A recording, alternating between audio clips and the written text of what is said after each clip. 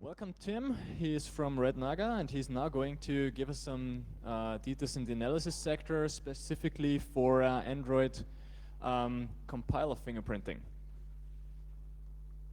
Cool. So again, my name is Tim, and thank you guys for having me. I promise that this talk is more interesting than the title sounds. So sadly, my co-presenter was unable to make it. Turkish Airlines is horrible, and don't ever fly it. So who are we? Who's Red Naga?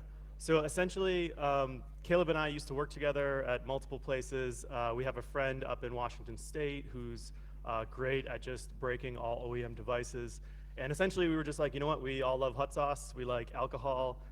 We like finding O-days and embarrassing people within good fun. We like fuzzing, and we like just to, break bad people's infrastructure and make their lives hell. So if you want to join us, the only requirement is that you take a video of eating a really spicy pepper, whatever your level of spicy is, that's cool.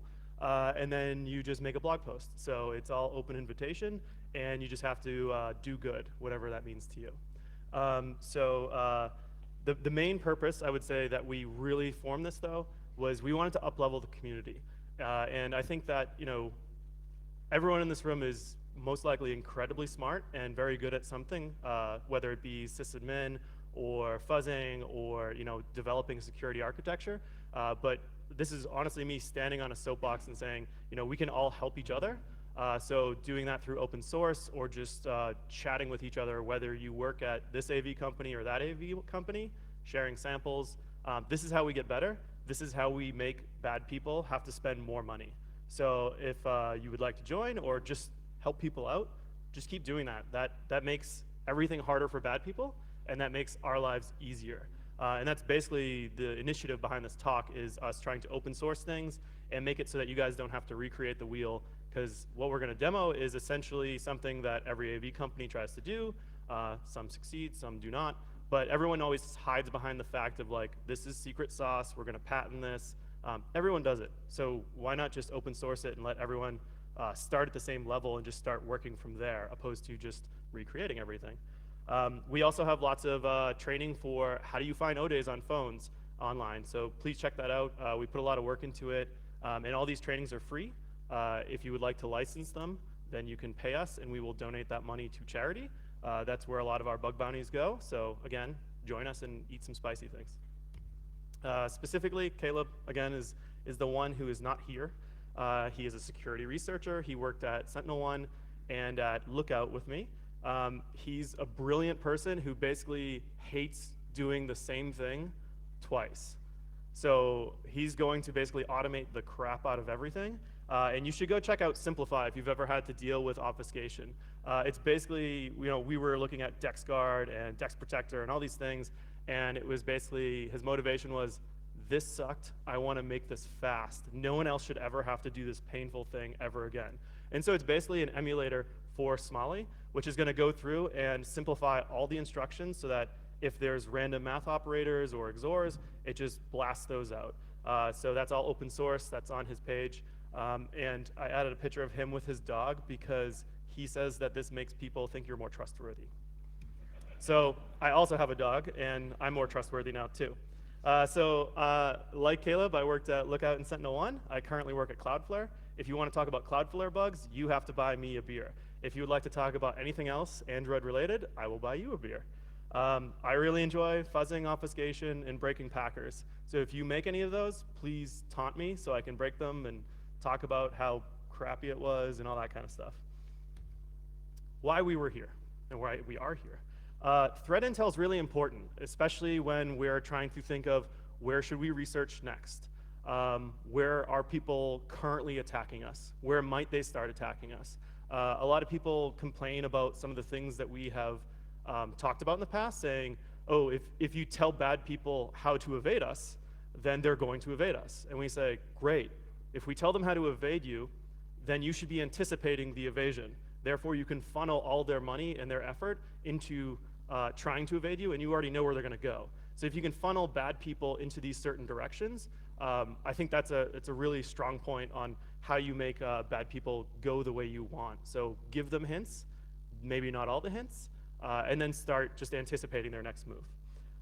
We also just thought that by releasing this, hopefully, again, you guys don't have to reinvent the wheel. Hopefully you understand the tactics we're taking, and you're able to just build on top of that, hopefully give us some pull requests. We also heard Austria has some really good beer, and that's maybe the real reason we came. So the takeaways today. How can you fingerprint Android compilers? What are abnormalities in AXML and in the DEX structure? We've given multiple talks in the past that dive really deep into this. We've discussed how you create packers and how you can try and evade different analysis tools. And basically this was the culmination of all of that. And how can we detect these things, and how can we go really fast? Why we wanted to do this was basically we had some hypotheses and we wanted to prove them out. And nobody really wanted to fund this research, so we said, screw it, we're gonna do it ourselves.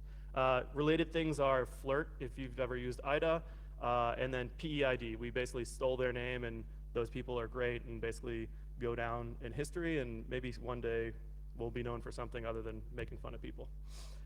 So current Android tool landscape. This is gonna be a brief overview, so hopefully this maybe teaches you guys something, and if not, it'll just be a quick refresher, so try not to glaze over on this. This is an APK file. You have your meta-INF. This is for the old signing stuff.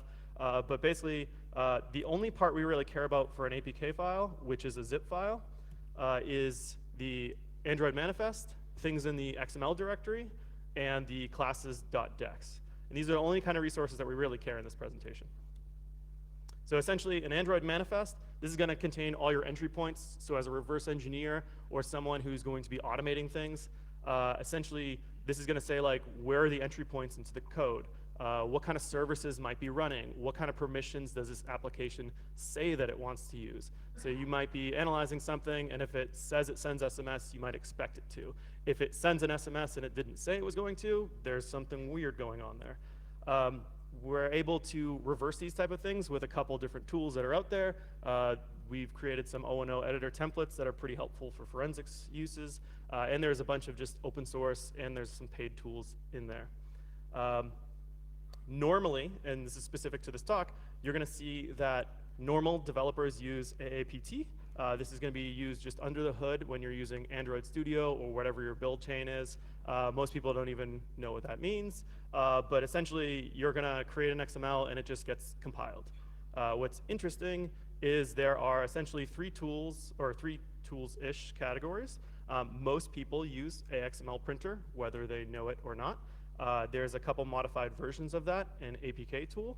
And so essentially, this is how you could create or potentially modify one of these files. But it's interesting to know that a normal developer should probably never do this. There might be interesting reasons to do this, but most will not. So one of the things that we had for a hypothesis was, okay, so if you're modifying things post-compilation, you potentially don't have the source code, or maybe you're injecting something bad, or maybe you're a packer and you're not actually sending down a tool chain for the developers to use. So you're doing something post-compilation. That should be interesting for most analysis. Most people who are looking at applications want to know whether this was truly from a developer, and then you can decide if that developer was good or bad, or if it was from potentially a trusted developer, and then something has happened to it. This project led me down kind of a rabbit hole where I started refactoring some code to open source. And it was really interesting to me to just see the lineage of this code base. We saw a lot of people targeting this to try and break it, mainly out of China. People were releasing binaries to break this. And what ended up happening was APK tool apparently took a bunch of this code, and then they rebranded it and stripped off the licenses. So you might not know that it was actually that code base under there. And then it turned out Jeb was using APK tool under the hood, and these, so Jeb is a professional tool that people pay a couple $1,000s for, or something like that. And essentially, high-profile reversers might be using it against high-profile binaries. And these things were breaking the tool. So magically, you saw that this guy backported a fix into the open source tool. And so it was interesting that you could see that all these tools were based on the same open source library. So basically, with one breakage in one library, people were able to defeat most of the tools that were currently out there. We rewrote this. It's actually going to be refactored, and there'll be new code pushed up because we discovered some new nuances in AXML stuff. But essentially, this avoids all previous breakages. It can be used to detect changes and also inject things and just basically modify this stuff. So this is just, I guess, a little shout out to our own little project. Feel free to use this. It's picked up some steam over the past year, so that's good, and it's actively maintained by us. So the next part is, again, the classes.dex. This is essentially all the class files are going to be compacted down into a dex file. I don't really want to go too deep into this. There's a whole presentation we did many years ago at Black Hat. There's lots of tools to reverse this. The bulk of them revolve around Smalley or APK tool or consuming the output from that. Again, you do have, these are all the open source ones. This might be really interesting to the students who potentially want jobs in the future. Smalley was open source, and then Google said, hey, you should come work for us. Injarify is open sourced and was started by someone at Google. The creator of AndroGuard then went to work at VirusTotal, which then got consumed by Google as well. Dex2Jar was someone out of China who got consumed by Trend Micro. So a lot of these projects, oh, and Radare was consumed by Secure. So if you do a really cool open source project, someone probably wants to pay you for it if they start using it. So that's a really great reason to do some open source work. You also have for pay applications and Jeb, pardon, this is the wrong slide, but essentially we see the cross collaboration of a lot of these tools being used in other projects. So usually when we're trying to break things, we shoot for the lowest common denominator, and we're able to usually break multiple tools with that. For disassemblers, so that we can start looking at the actual code, that's essentially going to be these tools, opposed to the following tools, which contain decompilers. So you're going to have different types of reversers and different types of tools built on these. A lot of people in the Android space tend to try and decompile Davit code into Java code and then use Java source code analyzers on those. Different approaches for different things. It really just depends on what you're looking for. A lot of these are scriptable. That can be good, useful, especially if you're going to try and analyze hundreds of thousands of applications. Just basically for forensics purposes, and a lot of what we pulled in for this presentation was based off of O1O editor templates that we had heavily modified to look for nuances in the files. So how are these DEX files created? And this is honestly, it's super nerdy, but this is where we really got interested into it. Basically, there are 3 different types of compilers that are normally going to be used. DX is the normal thing that most developers are currently using, and it's just what's shipped with the Android SDK. They recently released, I think this is for Android N and above right now, is Jack, which is a different compiler, and the outputs of the same code with these compilers do look different. And Dex Merge is a really interesting tool that apparently no one has really ever known or used, because a lot of people just use Smalley to inject, decompile a file and then inject Smalley and then re-Smalley the file. Apparently a lot of people didn't notice that you could just pipe 2 Dex files in Dex Merge and it just mashes them together and all that stuff will just magically work. It's a really cool tool, but it produces a different class file than might normally be seen, and we'll go into depth about that. So the next 2 tools, basically they all use DexLib. Smalley has DexLib 1, 2, and 2 beta. They're constantly working on new ones, and these ones are the really interesting engines to us because essentially if we took a normal class file from source code and then we decompile it and then recompile it, it's going to have a different hash. So clearly something's changed, but what has changed? And that's what we're going to dig into. And these are really interesting to us because that means someone has modified it from the source. So compiler fingerprinting. Caleb just threw together this analogy. I think it's really interesting. And essentially, this is like a super low-tech way to describe what we were trying to do. So essentially, you can hang clothes many different ways. And apparently, Caleb is left-handed, and his wife is right-handed, which results in 2 different styles of hanging up T-shirts. They're both valid, and they both result in a T-shirt being hung up. But what happens is you basically have and he actually put some algorithms down. But they sort their they sort his t-shirts in different ways, but they're both still valid. And you can both find actual shirts. So it's an easy way to produce a valid closed compilation. And essentially, these are two different compilers that are looking at it. But what is interesting is he literally does this, and this is why Caleb's insane and I love him.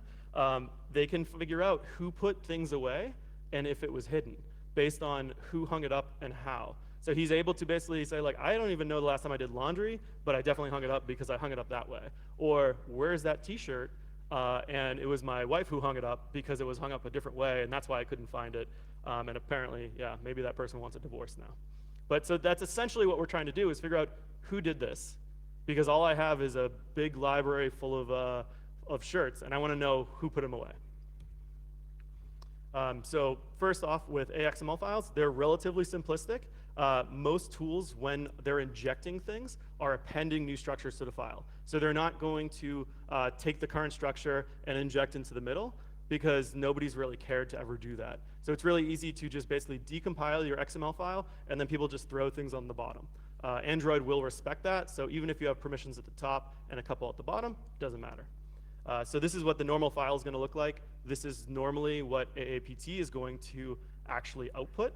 But what you'll see for pirated things, or when people inject malware into it, is all of a sudden you got a couple permissions at the bottom, and then all of a sudden the orders aren't really in the same order anymore, like they're not sorted properly. So it's a dead giveaway that someone has done something. We have seen, since the time we actually started doing some of this work, some people were injecting permissions in the right spot. So it's interesting to us. And what we can do from here is basically say, not only did someone inject into here, because we can see it in different ways, we see that they're advanced enough to care about putting permissions in the correct order. So for normal AXML files, the bulk of the applications are going to put things in this, it's basically wide character format. And this is just a snippet from O&O editor, but essentially what we see is this is version code, and this is just a normal string, but it has null bytes in between. So this is all based on a flag that's actually in one of the resource headers.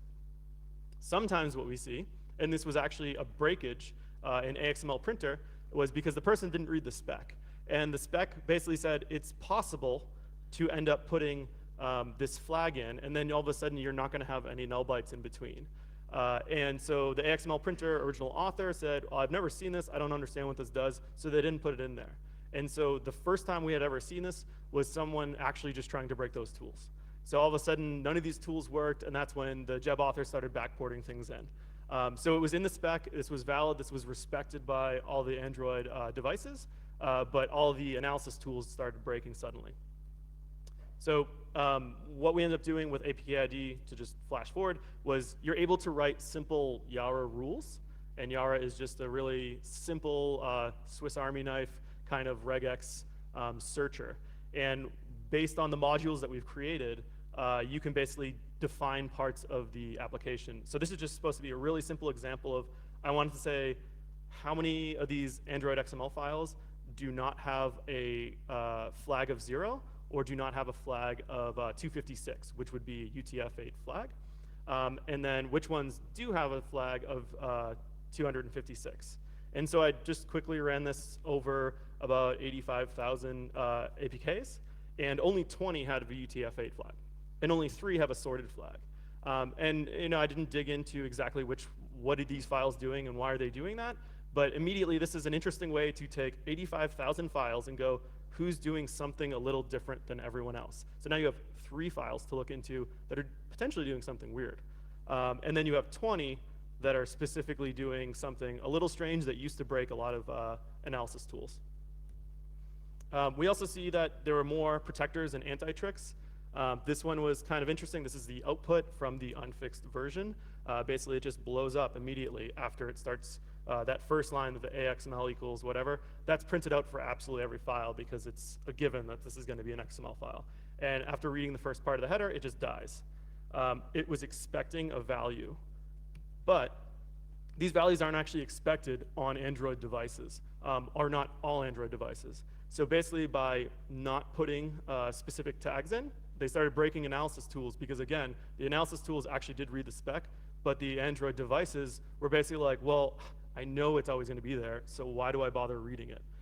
So it was interesting. DexGuard started implementing this, and then we saw some bad people who weren't even using DexGuard immediately pick up on this technique to start actually breaking different analysis tools. APK tools specifically was pretty easy to fingerprint. Some versions just go, hey, guess what? I built this. So that's kind of a dead giveaway that they built it. Cool. So onto Dex files. This is where the more interesting and more in-depth and weird, nerdy things are that we ended up finding. Dex files are really, really flexible. And if you read the spec, you can just mangle everything in the binary, and you can have them pointing to different ways, as long as it's inside the binary. You can't point outside of it. That was fixed a long time ago. But you can do really interesting things and rebuild them on the fly in memory, all that kind of good stuff. So what we did is we basically took all the known tools out there, and we took a known input, and then we rebuilt them. And then we started comparing them all in O&O editor from like a forensics level. All the hashes don't match, so we ended up just saying, okay, what is different? I mean, the source code is the same. Did something get optimized out, or like what's going on here? We read a lot of the source code. We read the spec. None of those match up in the fashion that is Android source code. And you know, this is how we find differentials and parsers. So this is a really interesting way to find different characteristics, if not a very long and painful process. So some of the things that we ended up finding that are really interesting. Class interfaces, class paths, the endian tag, header size, link section, string sorting, map type order, and section contiguity. None of that means anything to you guys probably, but I will show you what they mean. So essentially, abnormal class interfaces. Between DX and between DX and DexLib, this was really simple to find. But honestly, like these are both valid use cases of interface offsets. So the normal compiler will just say the interface offset is 0, which makes sense. And then DexLib would say, but it's null, and null specifically located over here. These are both valid, but this was a dead giveaway that DexLib was used or a normal compiler was used. For abnormal class paths, this is actually, I believe, protected by DexGuard. And these are interesting things because normally what Smalley does is it's basically taking all the original class files and trying to recreate them on a file system. And we've seen this attack for a very long time, but specifically DexGuard was using invalid Windows names for a lot of these paths. So con, prn, aux, clock, these are all things that are not allowed to exist on the file system. So as it was trying to output it, it was breaking these things. We showed this many years ago, and people just keep picking it up. This one was a anti-decompiler technique as well. Basically, this is an old jar attack. People used to do this on Blackberries. Basically, a zip file just contains the file length or the file path as a string. And in a zip file, the format says it can be almost infinitely long. It's probably like a 32-bit integer. But on a file system, it's usually 255 characters. So if you then try and have a string that is 300 characters, try and dump it to a file system, that's a no-go. Really easy hack, really easy to evade, really easy to fix once you've seen it a few times. Abnormal Indian magic. So every Android file is going to be Little Indian. It is theoretically possible to make a big Indian one, and the Dalvik optimizer will try and re-optimize your binary and switch all the bytes around. We created a big Indianer, and if that's even a word, I don't really even know. But it doesn't actually work on the device, but there's tons of code to actually try and switch everything around. So in theory, it should have worked. Maybe we had a bug, but honestly, this was painful, and it'd be interesting to see in the wild. We've never seen this used. Header size. This is an attack that we showed, again, probably like 5 years ago at this time, where we did we injected a Dex file into a Dex file by just expanding the header and saying that the header is going to be like 1 meg large. Inject your file in there, and then once you boot up, once it's actually running, you go into your own memory, and then you look for the file you've injected into your memory, and then you would unpack it and just start expanding. And this actually broke a lot of decompilers because they were saying, you know, the header should only be this size. I don't support anything under that. or over that. So basically, we were able to inject files in there. Abnormal link section, this was found independently by like 10 different people. John Sawyer found this, Caleb found this, and then I found malware authors using this, and then I talked about it at Black Hat before I had actually met those two guys. But this one was cool. There's just basically something called a link section that DEX files have never used, but you could change it, and you could turn it on. And things were anticipating that this is always 0 because nobody knew how to support it. So this was an interesting thing that you can sometimes see still in the wild, where people are setting these flags and they're telling it to point to certain ways, and Android will still just respect this and let the file exist. This is where it starts getting super nerdy and interesting, I think. This is a specific to DexLib1. Essentially, so the string index order must always be in alphabetical order. So these are the offsets that point to the strings. But these strings do not have to actually be in order in the data section. So some compilers put them in order, and some of the DexLib ones do not put them in order. In theory, you could have the strings absolutely anywhere, as long as those offsets are in order for like alphanumeric.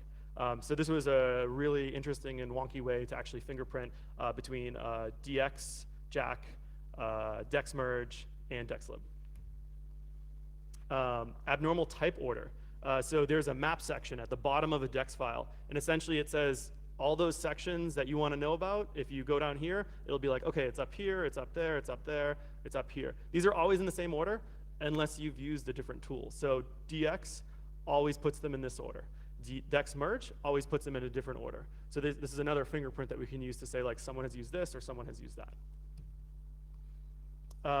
And then this one was something that we couldn't necessarily pin down. It often flags Dex merge, but it sometimes has happened in cases where we can prove it was not Dex merge, but we could not prove what it was. So this might be like a weird edge case in one of the compilers, but it basically was like, whoa, look at this binary, because something's really weird. Basically, the way those sections are lined up, there's usually not much empty space between them. But in the case of Dex merge, it starts giving you extra space between them as potentially a buffer, because maybe it's anticipating more data and then it doesn't use it. But essentially, the type offset section is usually butted up right against to where all the data is. And then sometimes it isn't. So this was an interesting flag just to throw in there as a feature. So why did we do all that? We did it because we were thinking, I wonder if we could use this for malware or piracy detection, or to just find interesting things in the wild that we just hadn't seen before. So again, there's 4 main, we'll call them compilers. There's DX, Jack, Dex merge. Those are legitimate things that people would use. Again, Dex merge is something that's not often used, so this makes it more interesting to us. And then we have Smalley, which is DexLib, and there's different versions of that. So this was specifically interesting to us because we would just assume that they might not be legitimate, because if you were a legitimate developer, why are you compiling your source code and then modifying it? Why aren't you just modifying your source code and then compiling it? So again, DexLib probably tampered. This probably relates to pirated or cracked apps and potentially malicious apps. So what we did is we took a sample set. We did about 20,000 from each market. Markets were Google Play, Aptoid, Black Market, and there was another one in there. And then we took 10,000 of the highest scoring fraudulent apps, and this is when we worked at Lookout, and we had a machine learning based thing that basically said these are bad, these are good. So you would assume that things that we were saying are bad should be bad. So we want to look and just see, like, inside that subsection, do these look fraudulent to us based on these fingerprints?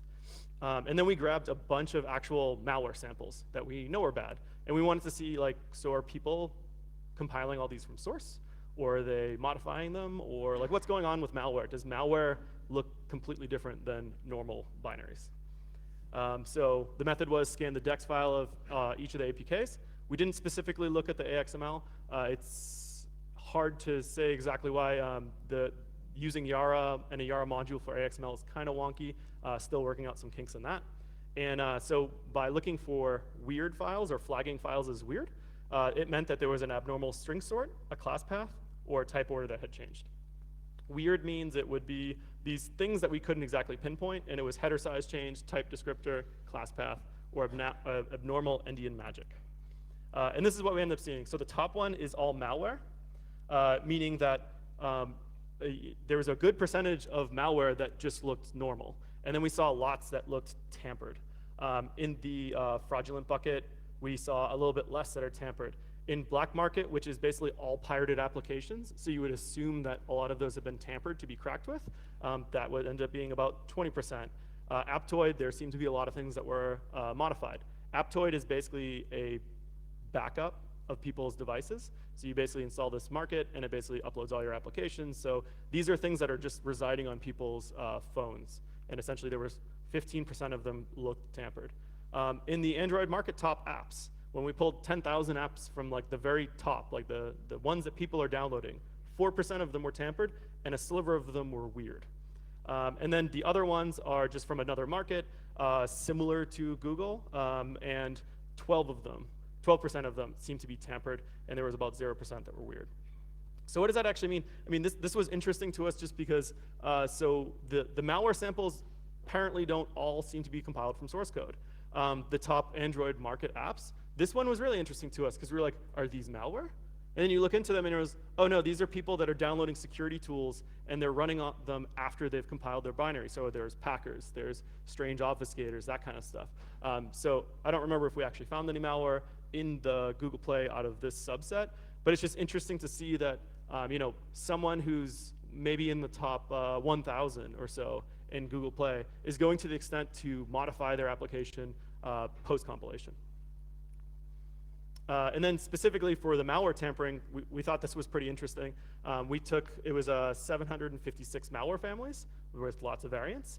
And we took a subset of those, and about 50% of the families end up having some tampering, and then 50% of families had no tampering. And then there were some families that were just 100% tampered, which is kind of weird. So if you're a malware author, you would think you'd have the source code, but apparently they never had the source code, and they only released binaries that they ever injected things into. So it's just kind of interesting to try and profile an actor as you can maybe see that, okay, they had the source code and then they lost it, or maybe they sold the source code and then someone else started just injecting into their malware. So these are families that we had named at Lookout, and I don't expect any of you to actually be able to read into those. Some of the interesting ones are, so there was Sandro Rat, which was basically someone had taken Andro Rat, which is an open source rat, and they only inject into it, even though they have the source code. So it's just interesting that they basically compiled the binary and then they wrote something around it to decompile it, inject some stuff into it, and then recompile it, opposed to just compiling the source. This is an example of a Russian family that we had been tracking for probably 3 years. It was the biggest pain in the ass. It changed every week. We basically were able to map them to release cycles. So every Tuesday, they would stop shipping one binary, and then about 4 hours later, they would start pushing another binary. What was really interesting to this, just as an organization of security analysts, was why are some of these families tampered, and why are some of them not tampered? So the red means normal on this, basically meaning that they compiled this from source code. But we see like alpha SMS N, someone tampered it. Is that the author like shipping a binary and then injecting something into it at the same time? Is that another group taking their binary and injecting into it? It's just strange. And then it looks like they started tampering with some anti-decompiler tricks in there as well. And so this was actually a really interesting signal to us because we basically went, did we screw up? Maybe we classified this wrong. We should go back and revisit these things. And so as you can see, this is a subset of the variants we had. So there's so many variants here. So we're able to like drill down and then go, oh wait, this was a different campaign. This looks like the same one, but it was something different. We should look deeper into this. And then that spirals out into a different family. So as a conclusion, tampering is a good signal for someone doing something bad because they're tampering it. Shocker. And it was also just very interesting to see like how you could use this to profile actual bad actors out there and what they were doing and what was going on with their code base. So right now, I want to show you a demo of essentially what APK ID is. Let's see. So I just have a bunch of hashes in here. These are all APK files. These ones specifically were weird because I was doing some tests with them. And essentially what you would do is APK ID, it's just a command line utility. You can have it pipe out JSON, and basically you could use this as like a little tiny microservice. You just stand something up that consumes a binary and pipes this to it, and then you can consume the JSON at the end. Or you can just have it recurse across a directory. And what we start seeing is we have rules in there for anti-VM. We have rules in there for, let me stop this. So, here, make that a little more visible.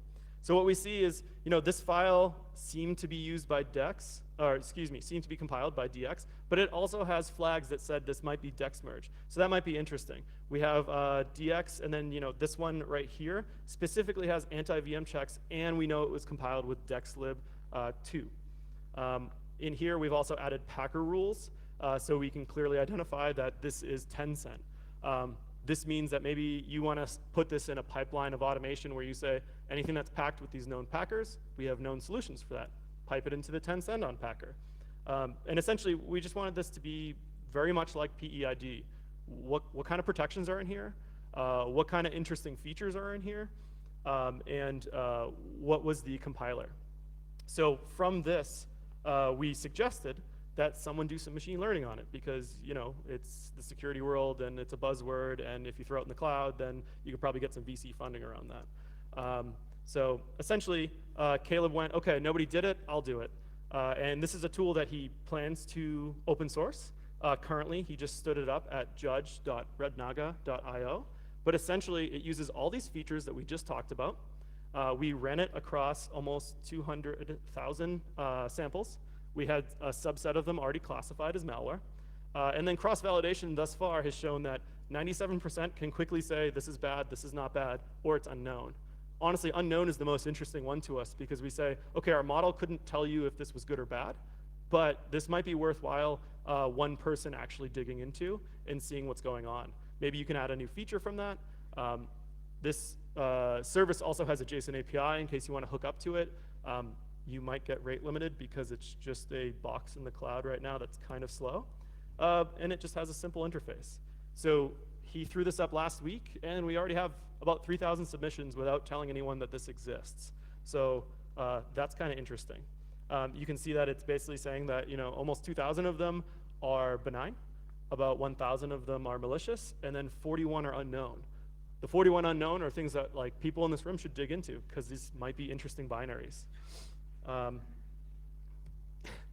So I know I skimmed over a lot of things. I know I went pretty fast. These are slides, or these are links to slides. I'm going to share this presentation, so don't worry if you can't write these down or anything. They're mainly on our GitHub. The training is for hunting O-days and how to reverse engineer things fast and how to think like a reverse engineer to say, I want to look for crypto. How do you look for crypto? The DEX education one is very deep into what does the DEX file look like and what is weird in a DEX file and how can we break tools? And then how can we patch those tools? And then there's some anti-emulator tricks. And then we also did some unpacking of basically every packer that was available on the market. It earned us 2 cease and desist letters and a potential jail sentence in China if we go. So apparently we did something kind of cool. There's a lot of white papers on DroidSec. They're good. There's a bunch of people in this room who wrote them, so you should bug them as well. And there's an Android cracking site. So I know a lot of you guys were talking about secure development. Try and crack your own application. Try and do some cracking. If you can break it, someone else can. Anything can be broken. It's just a question of how long you want to spend on it and how much money you want to waste. And again, this is kind of like a Red Naga shout out. If you guys need help, ask. If you want binaries, ask. Literally, that's our big data. Send us one of those. We'll copy over 8 terabytes worth of APKs for you, and then we'll ship it back because it's actually faster than doing an SCP. If you want to send us your government implants, please do that. We've had 2 people send us implants that were on an agent's phone, apparently, and we wrote about them.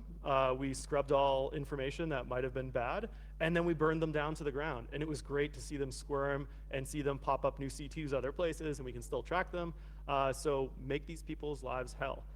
Help us out, we'll help you out. So thank you very much. Again, these are great people to follow. These are all interesting people, at least in reverse engineering or just in life. and they all have great advice, and they like to make fun of people, and it's hilarious.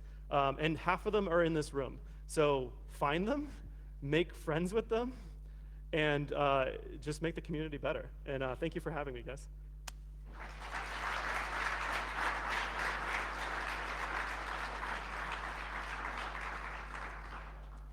Okay, thank you, Tim, for your very interesting talk.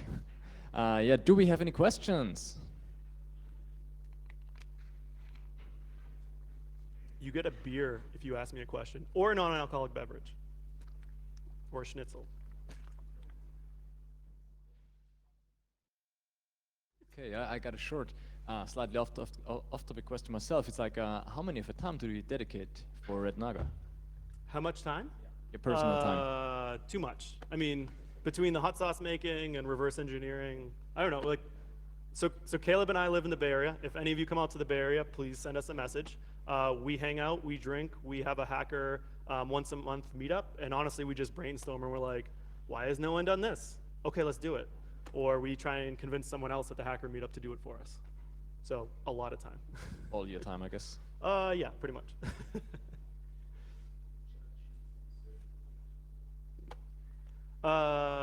Yeah, we'll get that. It just got stood up like 2 days ago. I work at Cloudflare, so I'll figure out HTTPS someday. I have a simple question about what you said before on the machine learning that you were using. Yes. Information I wanted to know roughly is which kind of information did you fed in to classify them? So I wish Caleb was here to describe that. So Caleb wrote all the machine learning stuff. I don't honestly know, but I know it's written in Python, and it was using an off-the-shelf library of machine learning for Python. But it was just basically fed all the features that we just described. But I can't tell you exactly which one it was, I'm sorry. Thanks.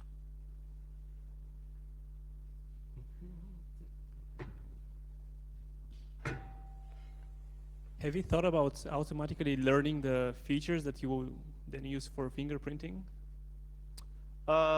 Yeah, I mean, I think that would be the next evolution of it. But so it's interesting and it's a great concept. But we basically knew all these features that we wanted to look for, and we had no idea if any of them would be interesting yet. So we started here, and we would love to take that next step and keep going. Honestly, this worked very well. So we could do that, or it's open source, and you can do that. We're not machine learning gurus. This was honestly kind of just we know how to reverse engineer things. How do I make this module? Okay, cool. Now we want to learn machine learning. Let's go to the next one. Hello. When you've said that you managed to crack the packers, Yes. you were talking about the packers who are modifying the APKs or zips or whatever on the native level. Yes. Am I correct? So you managed to, for example, to crack the I don't know, Tencent, Baidu, or Banco, or whatever. Yes. Those kind of things. Yes. So we have a project online. It's I think it's on my personal GitHub, and it's just called Android Unpacker. It's a little out of date, but the stance I've always had is if you can point me to a file that you know is malicious and it's packed, and I have not released a unpacker for it, I'll release an unpacker. But all those companies are very lazy, in my opinion. Hopefully none of you are here. And if I release an unpacker, then they will immediately change it, and then I have to look into it again if I want to unpack that. So essentially, my goal or my suggestion to anyone trying to do this is have an unpacker and never release it until you want to make them change their algorithms, because they're just very lazy and they just don't bother. But yeah, all the Chinese ones are essentially based off the same code base and the same techniques. So if you set up a good kernel module to dump the memory, we have one that injects into the binary and waits for certain things. They're all pretty much publicly available, and it's like unpacking Windows binaries in the 90s kind of thing. Any other questions? Yep.